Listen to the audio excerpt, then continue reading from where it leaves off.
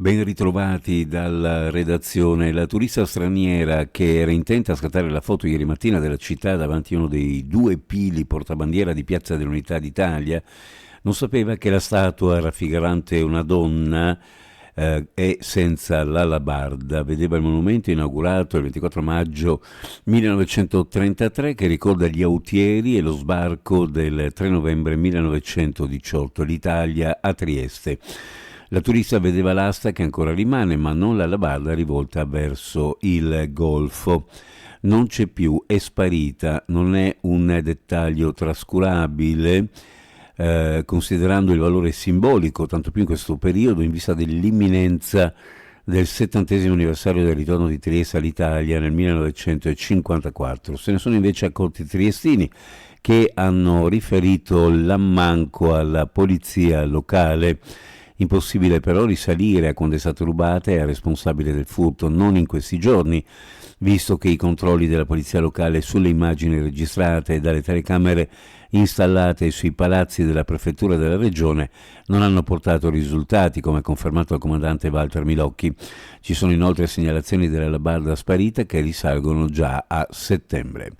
La pubblica accusa nell'udienza di fronte al GUP per la morte di Lorenzo Parelli, lo studente di 18 anni morto il 21 gennaio del 2022 in un incidente nello stabilimento della Burimec di Lauzacco nel suo ultimo giorno di stage, ha accettato la proposta di patteggiamento avanzata dall'azienda attraverso il suo legale rappresentante Pietro Schneider, che prevede una pena di 3 anni e una sanzione pecuniaria di 20.000 euro.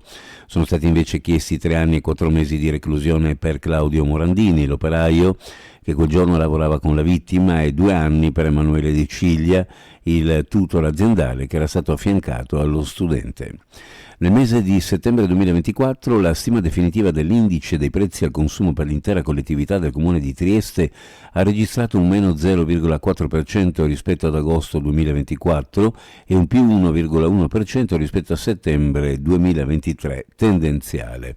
Si ricorda che nel precedente mese di agosto la variazione congiunturale era più 0,2% e la tendenziale più 1,4%. Nello specifico, tra le voci di spesa calano le spese per i trasporti, meno 2,3%, per i servizi ricettivi di ristorazione, meno 1,1%, e quelli legati alla ricreazione, spettacoli e cultura, 1,1%.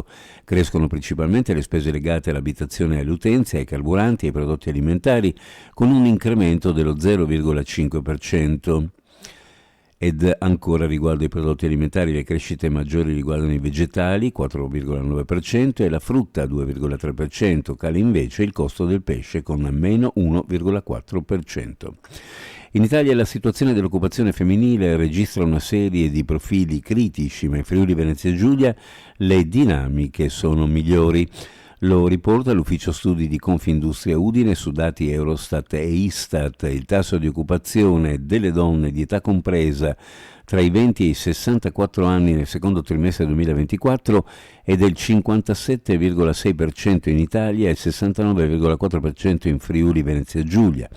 La media Unione Europea 27 è 71%. Uno sguardo alle previsioni meteorologiche: oggi cielo coperto con piogge deboli e moderate, lunghe pause senza piogge, temperature massime ovunque fra 19 e 22 gradi centigradi. Ed è tutto per il momento con l'informazione, grazie per averci seguito, a più tardi.